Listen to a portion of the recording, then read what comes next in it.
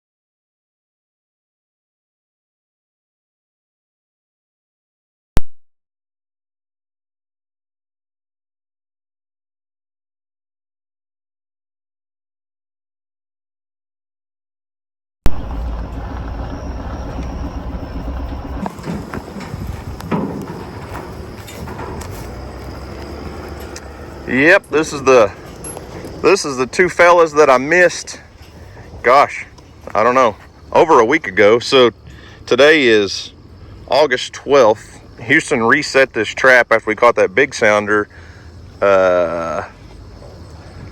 on his birthday. So that was August 6th, and I missed these guys a couple nights before.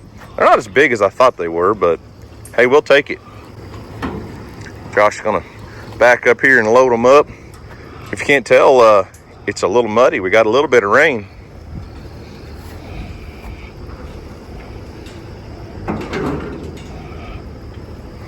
May have to readjust. Yeah, I don't like dropping and missing pigs like we did, because it educates these guys, and they're not stupid. Pigs are very intelligent animals. So it's taken, I'd have to go back and look at video clips, but at least 8, maybe 10 days to get these guys to come back.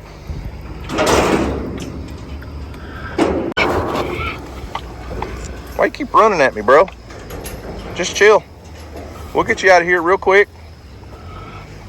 A couple young boars. I thought they were a lot bigger than this. They're not small, but probably only, I don't know, 180-ish pounds maybe.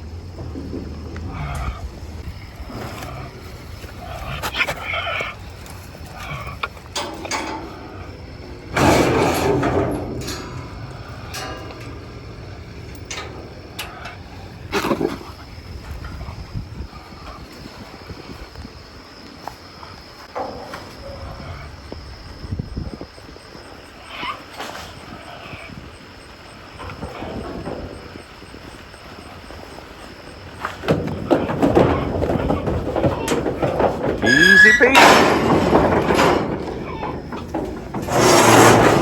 In you go, fellas.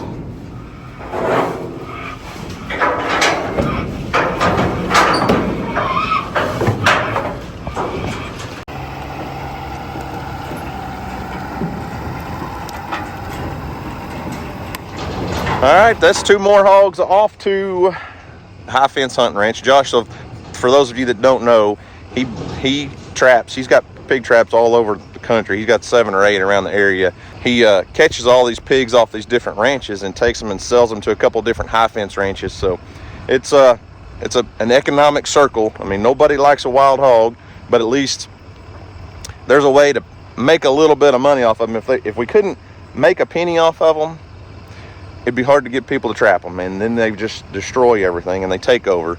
So as you guys can see, over the last couple of years, I mean, we've removed a lot of pigs off of this property, and I think right now we're down to 1. There's 1 boar pig left that hasn't been back to this trap in almost 2 weeks. So I've got about half a dozen, 6 or 8 or so, that keep showing up at my house.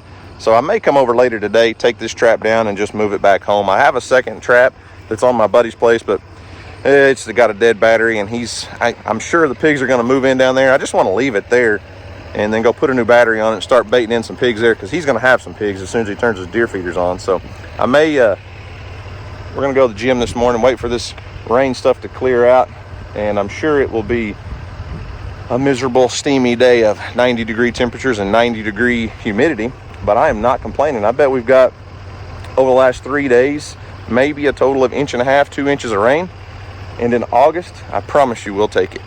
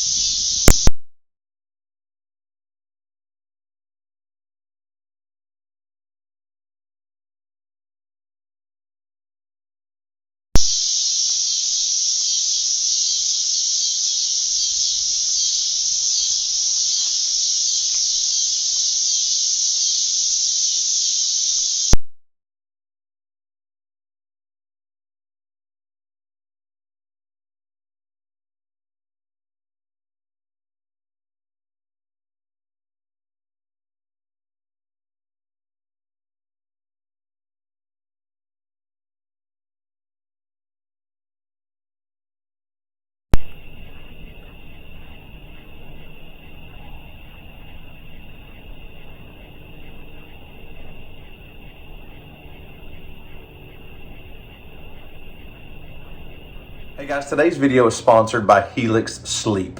If you're not familiar with Helix Sleep, they make premium mattresses customized to fit your needs, shipped to your door. And it all starts off with their sleep quiz. So basically you just go online to their website, fill out a short questionnaire that asks a few questions about if you're a back sleeper, side sleeper, if you have a partner, if you get hot or cold when you sleep. Fill out the whole sleep questionnaire and it will match you to the perfect mattress for your needs. Now, DJ and I have been sleeping on Helix mattresses for a long time. And I say DJ and I really should say my whole family. And now over at the merch place, we've got 2 Helix mattresses here. This is the Helix Dusk Luxe. And I'm telling you, I've had, I don't know, 7 or 8 different guests here, and everyone says it's like sleeping on a cloud. Now, I'm no different than you, and a good night's sleep is super important to me. I worked shift work for like 14 years, and my sleep pattern was all kinds of wonky all the time, and it's still kind of messed up that way. I don't get a full 8 or 9 hours sleep, so the few hours that I do sleep in the night need to be optimal, perfect conditions. And I'm a back sleeper, and I'm telling you, these mattresses just conform to every muscle and bone in my body. And when I lay down on one of these things, it's lights out. I mean, at least for a few hours. So when you purchase one of these Helix mattresses, it's going to come rolled up in a box, and it will be shipped directly to your front door. And you're going to bring that thing in the house, and you're going to unbox it and lay it out here on the bed frame. And when you cut that plastic, the thing just kind of goes poof. And then there's the cloud. The cloud is ready for you. Into all the Helix mattresses, I think there's about 20 different options that you can pick from. Anyways, all of them come with a 100-night sleep trial and a 10-year warranty. Now, if the price is a problem, they have flexible payment options. You can get all that set up directly through them. So we love all of our Helix mattresses. I think all 1, 2, 3, 4, like five or 6 of them. And I think you would too. If you're looking for a new bed, be sure to check out Helix Sleep. You can click the link in the description box down below or visit helixsleep.com/armsfamily. You're going to get 20% off your mattress plus 2 free pillows.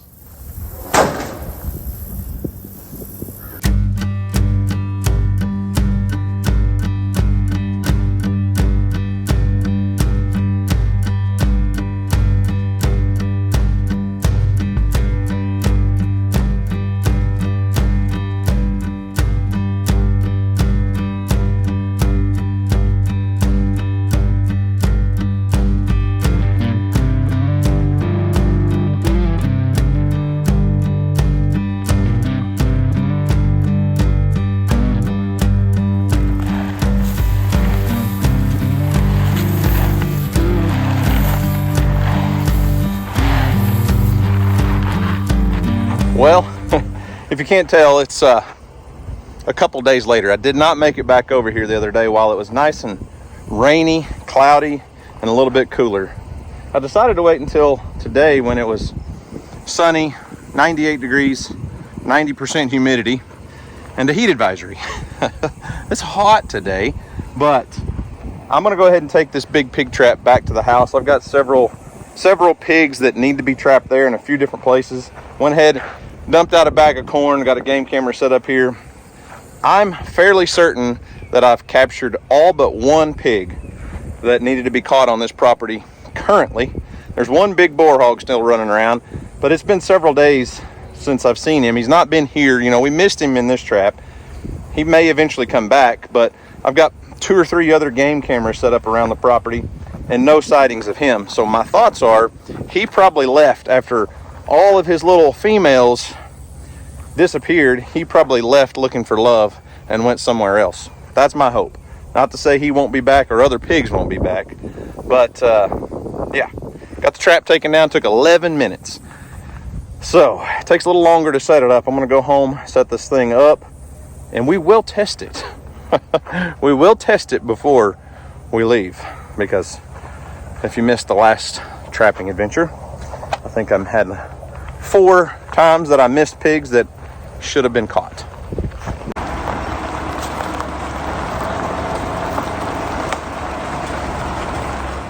I think I'll sit in the truck and cool off for a few minutes.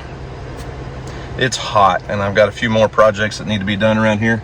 But I tell you, when you get these heat advisories and extreme heat indexes and stuff, as long as you work out in the heat on a daily basis, you adjust to it. But I'm not gonna lie, I don't work out in the heat all day every day, and I am not fully adjusted to the heat. And it is hot, and the humidity levels are insane. But anyways, I was gonna sit in the truck and chat with you guys for a minute. So, you know, this whole YouTube, Facebook video content creation venture is great. I love it. I've told you that 1,000 times, and I appreciate every single one of you for watching our videos. But I have no idea what the long play game looks like. What does this look like in 5 years, 10 years, when our whole family dynamic's different and all of that? I don't know. I do know. So I watch a lot of Roman Atwood's channel. Over the years, used to, it was a big vlog channel, like 15 million subscribers. Roman Atwood's is like one of the mega family vlog channels from the past.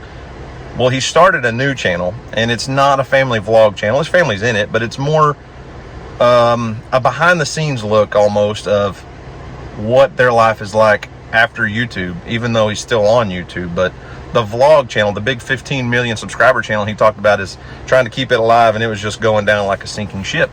And not that they were doing anything wrong, but just times had changed, and started a whole new channel. Just go look it up. It's just called Roman Atwood's. It's got a couple 100,000 subscribers already. He's been vlogging like 105 or 106, 7 days in a row.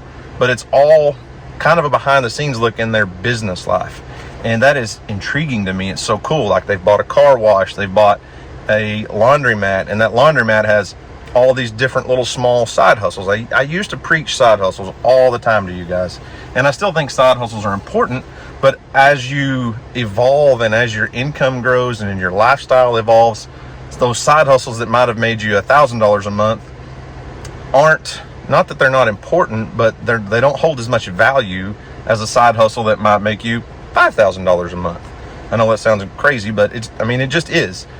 So I'm looking at things and like, what does mine and my wife's financial outlook look like in the future? You know, what do we do? And where do we put our money? Where do we invest? Obviously, we bought land here. This land is only going to increase in value. We're doing a lot of work to it. We're maintaining it and building it and making the property value more. And it makes income for me every time I post a video here. Well, we haven't been in the cabin a lot lately, but you get what I'm saying. But what if, in 5 years, 8 years, 10 years, we don't want to be doing this anymore? Where are we making that income come in? Obviously, we can sell the property and invest it into something else. And that may be a possibility, but my wheels are always spinning and thinking, and what can we do? How can we capitalize on an audience that we have? Not take your money, but capitalize, use that audience to help. And there's nothing wrong with that. I don't want people to think that we're abusing our audience or something. I mean, you guys buy merch and things, and we appreciate all of that. That's helped our family tremendously, more than you guys will ever understand. But you know, we built the merch building, and it was originally going to be a warehouse. We decided to put an apartment into it so we'd have a place for other YouTube channels to come and stay when we collaborate, or family events. And man, it's had people in it a ton. A lot of people have stayed in it already, but a lot of people want to know if we would Airbnb that thing. And even local people and fans and followers want to know if we would Airbnb it, and we're not. That is not what that building was intended for. We have a lot of inventory there and a lot of stuff there, and DJ works there a lot, so she needs the kitchens and the bathrooms and all that stuff. And it would be really weird if we had people staying in one side of the shop and we're working in the other. Nothing against anybody personally, but if you're coming to stay in an Airbnb, you don't want somebody in there working in the shop. So that's not what that's for. But it just kind of like, you know, light bulb moment. Maybe an Airbnb type situation would work.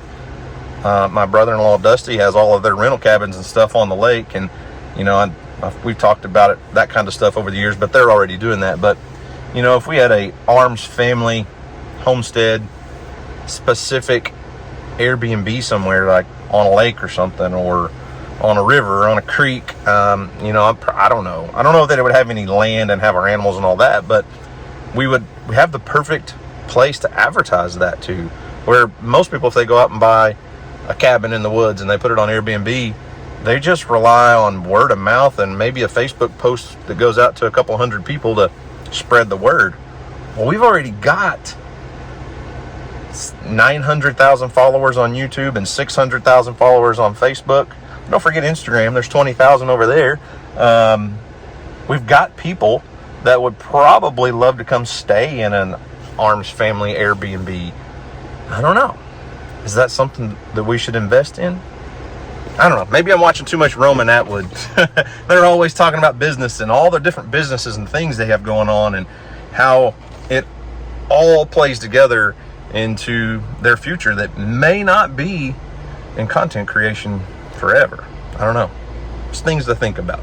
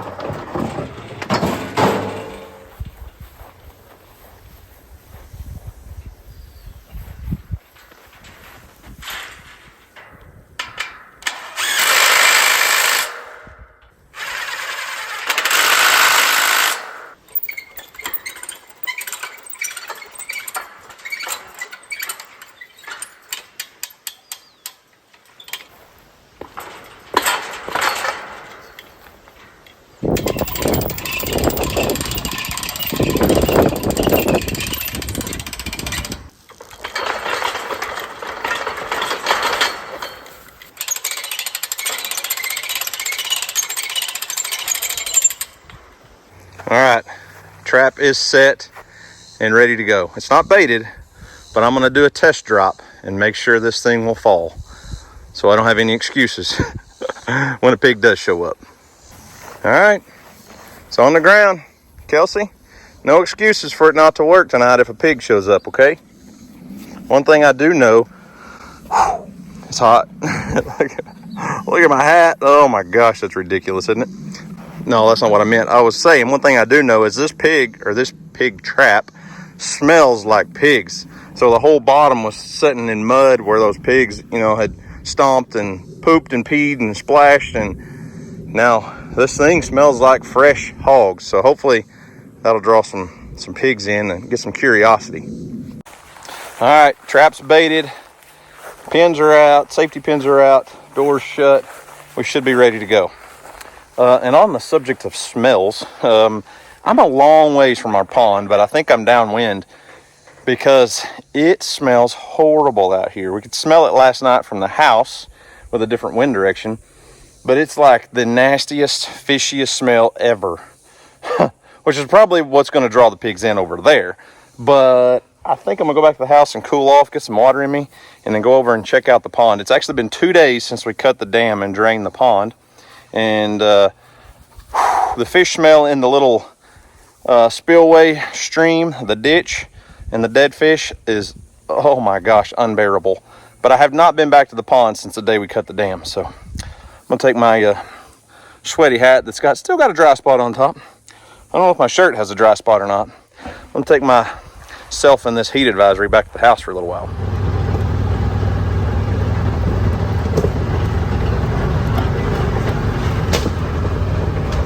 Whew. Oh my goodness. Ugh. Man, you talk about nasty. I don't have a queasy stomach.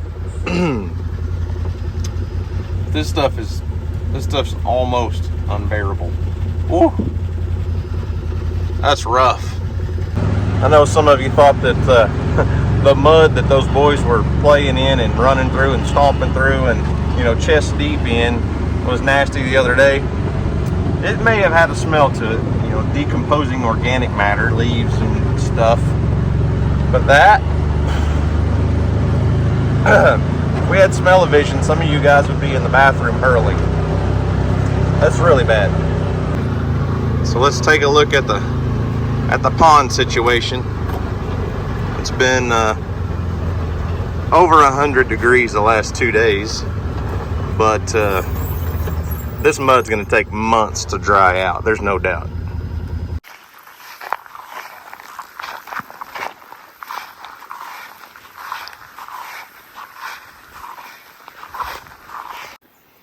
Hey, I see a little turtle. Oh, he gone. Looks like part of our ditch caved in and it's blocking what little bit of water is here from draining out. And there's not a whole lot I can do about it. It's not that big a deal. It's still flowing out a little bit. I just sloughed off that bank over there. Oh, I can't see anything, can you? It just sloughed off that far bank over there and kind of dammed this up. And it's way too deep for my little excavator. And it's not here currently, so not even something I want to mess with. But man, that's some nasty water now. There's no way I would let those boys get in this stuff now. I mean, the mud back there, yeah, maybe. The way this place smells, ooh, it's rough. So on the video the other day when we were cutting the dam and draining the pond, a lot of people had questions, and I felt like I had answered most of those questions, but it's hard for me sometimes to remember there's always an influx of new people, and sometimes the video they're watching is the very first video of ours they've ever seen. But people were saying, why, first off, why did you drain your pond? You had fish in there, why'd you drain it? Well, this pond is close to 40 years old, probably 35-ish years old, and it's silted in. As you can see on that video, those boys were wading through knee-deep, waist-deep muck. We're obviously going to expand the pond and make it bigger. A lot of folks said you could have just pulled the water down a little bit, saved a bunch of the fish, done all your work out there, and then hauled dirt in and raised the dam. And it's just not what we're wanting to do. We're wanting to clean out 30-plus years of nasty muck and make this thing a much better fishery in the end. And a lot of folks were saying, I don't know how you fished that pond before because of all the stobs and stuff, and people wanting to know where all of our old structure was that we added. I mean, there's a couple pieces right there that's sunk down in the mud. There's a lot of it that's in that ditch right there, and over there you can see a lot of our little plastic structures that are sitting down in the mud. But a lot of folks couldn't understand how we even fished this pond before. And they were like, I hope you clear out all the stumps and all that. But guys, this was a bass pond, and that's exactly the perfect habitat for bass and bluegill and things. Bass are predators. They need a place to hide, and that ditch right there with all those stumps, perfect bass habitat. Then there's the crazy looking brush pile over here. I mean, it's actually a lot bigger than I even thought it was. I figured a lot of that had rotted out and decayed over the years, but it's all still there and stuff like that. Man, there's just so many places for bait fish to get in and down and hide, and places for bass to sit and ambush, you know, their food. So we will basically just start the drying process. It's going to take a couple months at least to dry this all out. And then the plan is, well, before it all dries, the next step is to come in and take out a lot of the trees around the pond and open up that timber, because we're going to raise the dam. We're going to raise the elevation of the dam, hopefully 8 feet. But that's going to take a lot of dirt. So we're hoping once we push some timber out of there, we'll clean up after this stuff starts to dry. There's a huge flat right here. We can take a lot of that debris and trees and stumps out and get a lot of dirt from there. We're not going to make the bowl right out in front of the pond dam a lot deeper. We will come in here and clean it out, get that muck out of there.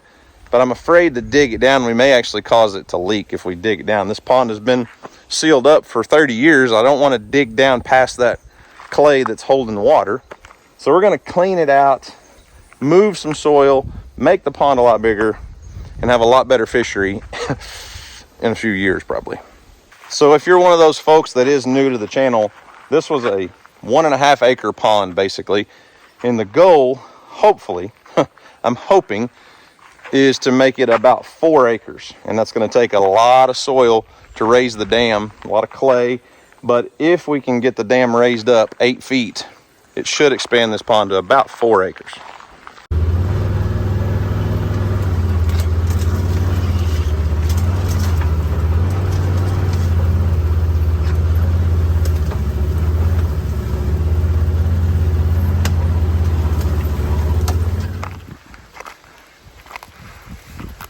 Back at the very back of the pond, there's footprints everywhere, little tracks from little critters, raccoons, possums, skunks, all kinds of stuff that have been coming in here and eating, dead bluegill and things.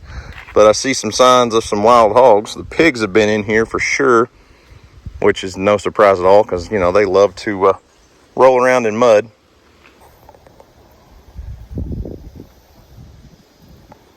Well, I'm curious how much it's dried up and if it's safe to walk on any of this now. And so far, it's not too bad. So what it'll do is you'll get a really hard crust on top. Think about it like Play-Doh. If you, that's a little squishy there. If you leave Play-Doh sitting out, in just a short amount of time, it gets a hard crust on it. But if you had 6 inches of Play-Doh, just a little bit under the surface, it's going to get real soft. And that's what will happen out here, is this will get hard. It'll just bake in the sun and start to crack. It's already cracking. See if I can get over to some of this. It's already cracking a lot. And this will just get like hard. But then 6 inches down, a foot down, it'll just be like pudding, like jelly underneath. And that's what takes so long to dry. So as it dries, hopefully we can start doing a little bit of work, working from the edges coming in. If we had a big excavator in here, you could start scooping stuff out and loading it into like a haul truck and going and dumping it. You really can't get out on this kind of stuff with a bulldozer for a long time, because that bulldozer is just the vibration in it. As it moves, it'll start shaking that crust and busting through and just bring the moisture to the surface, and you'll get a bulldozer stuck really fast. But I will say this, it is really interesting, really neat. I think there's a ton that we can learn, myself and Houston especially, from what this looks like right now, knowing where we fished and where we caught fish, where we caught bluegill, where we caught bass, seeing the different types of structure and depth, because you can tell the water, where the water line was on the trees and stuff. We know exactly our favorite spots to fish and where we caught the most bass, where we caught the most bluegill, and we can see it in person now, and that's really cool. Supper tonight is sadly the bass from our pond from a couple days ago. It's kind of a sad deal, but we're going to make the best of a bad situation. You're a brave guy out here trying to cook fish without a shirt on. Oh. Flip it over. Oh, I forgot. There you go. Now shake it. Then flip it back. We're gonna drop them in the grease. Right, little fishies. Do me good.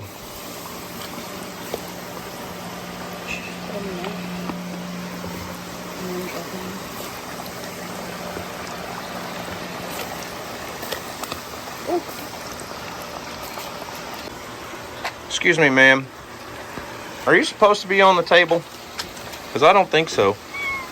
No, I don't think you're supposed to be there.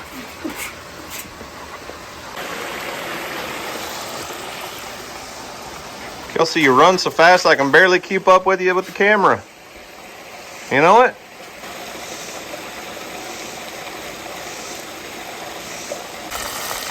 Oh, we got some golden crispies floating here, ready to come out. That one looks like a seashell. The way that's good. Ooh, wait. That one looks like a seashell. Oh yeah. Next batch going in. Oh. Hey, just lower them in easy. If you drop it from way up here, it's gonna splash you. If you'll just set it down in there like this, it don't splash. I just did it and it splashed. No, you just gotta set it in there easy.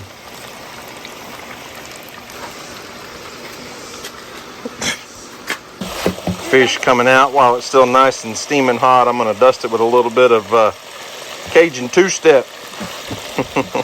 Oh, everybody ought to know who that guy is, right?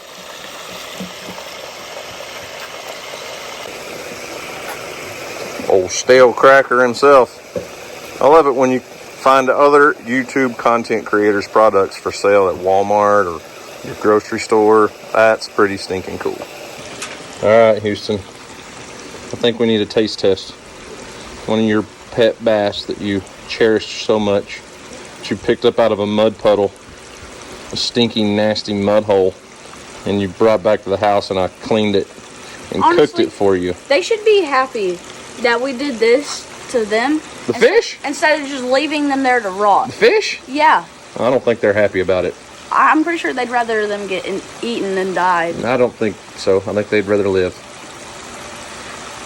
These ones so would have died. But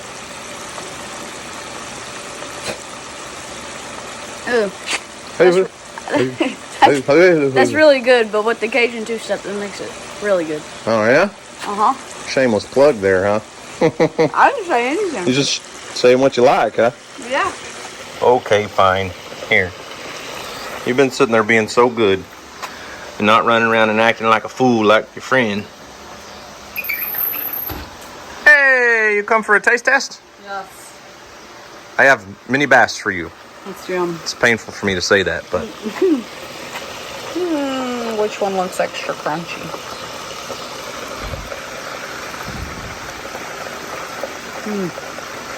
Really good. Tastes like a fish that came out of a mud hole, huh? No. No? Okay, good. No. It did, but it doesn't taste like that. Good. DJ approves, Houston approves, and Earl approves.